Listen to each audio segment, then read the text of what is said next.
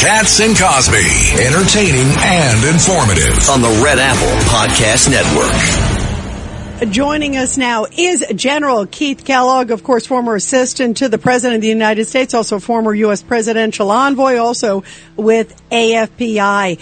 General Kellogg, we love you. I can't wait to get your take. What do you make of these new developments that have happened in, the last 24 hours is it the art of the deal? Where's this going?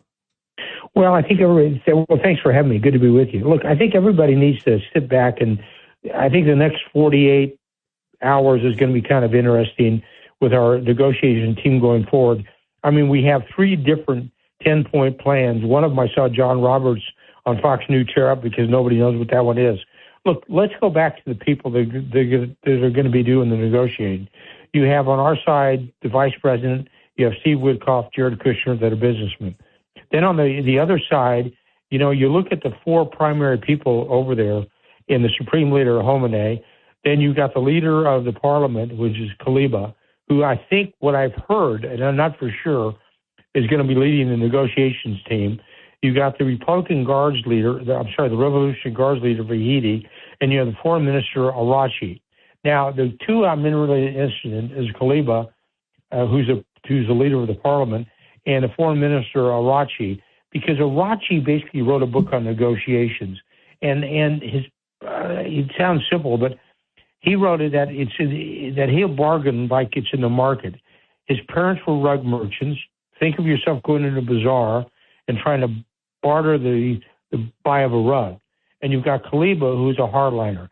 Now, these guys are all hardliners, so it's going to be interesting to see what they come in with and what they're going to agree with our negotiating team. My concern is that you've got people like our people who are very good, they're very talented, but it's almost like we've got three businessmen going in there talking to people who are revolutionaries, which the Iranians are. Now, the whole card is President Trump. At the end of 2 weeks, he can restart the fight itself. There's not much to go after. And I think what he would do was actually take their economic lifeline, which is Karg Island, which is 90% of the oil comes through there, and he seizes the key islands in the Strait of Hormuz and controls the strait. And then we, the United States, control the oil supply coming from the Middle East. When you add that with what's coming out of Venezuela, that's about 15% of the supply that's out there, and now we control it. So he's got a whole card. I'd never put anything past Trump. This guy's he's a guy he's a living action verb in what he does. But I think we need to wait for the next 24, 48 hours to see what do the Iranians want out of this.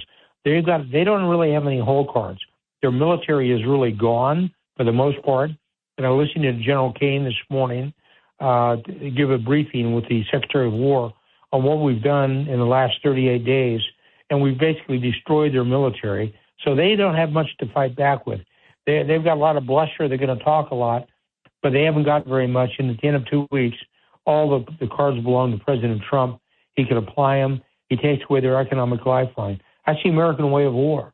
And it's basically you're going to burn their villages and shoot them all.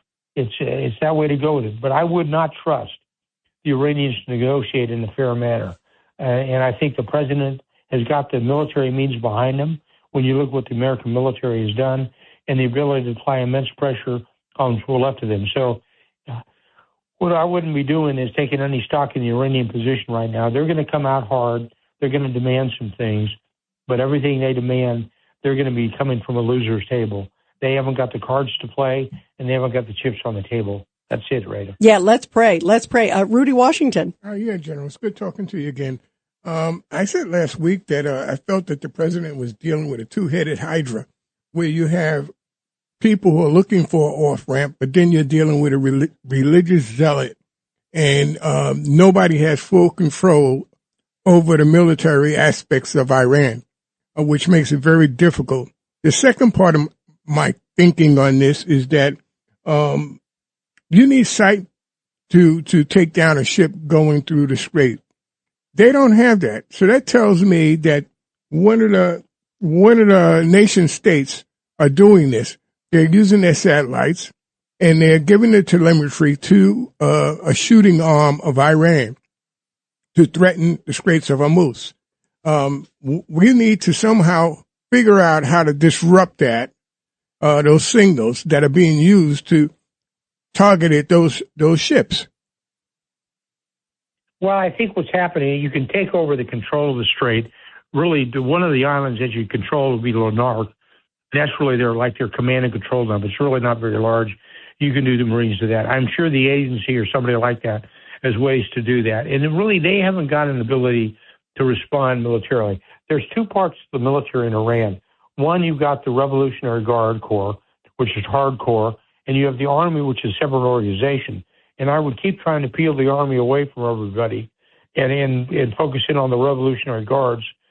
But again, what I would like to see as a negotiations team that goes in there is a real hardcore son of a bitch that goes in there.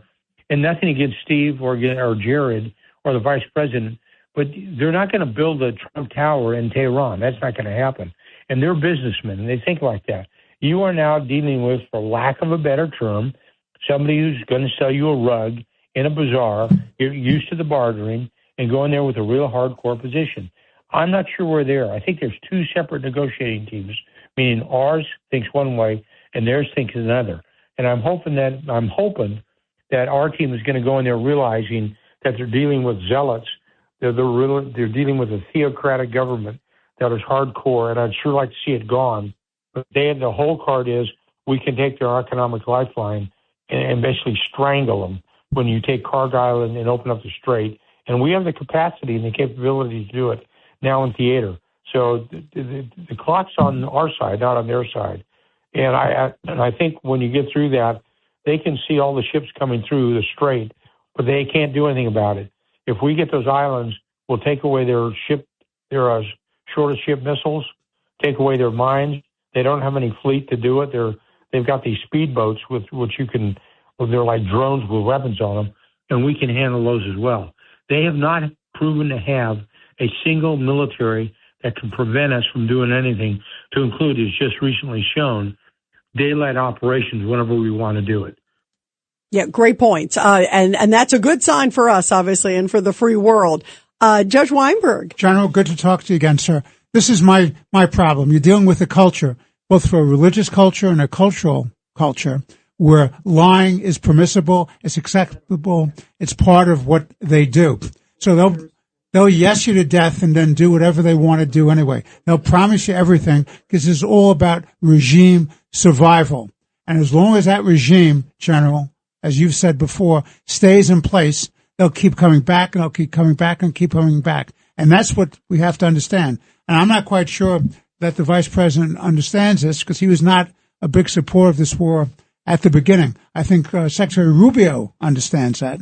But the problem is this is a different kind of adversary. This is a religious cult. It's a doomsday cult. Your thoughts, sir?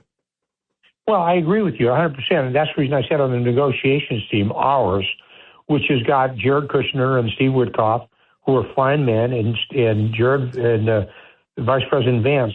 You know, these guys are going in there thinking this is a business deal. It's not. It's warfare.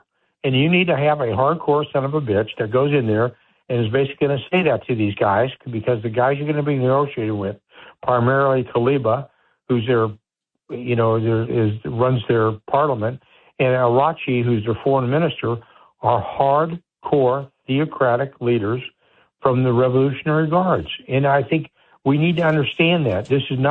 We're not going to go in thinking these guys are Jeffersonian Democrats. They are not.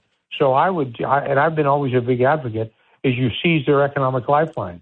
And we've done it before, and we just have to do it. I think they're working with a guy like Trump. I don't think they've ever dealt with a guy like that before. General. But they're dealing with past presidents who've said things and never done anything. He's the first president that I've noticed that's really done something about Iran.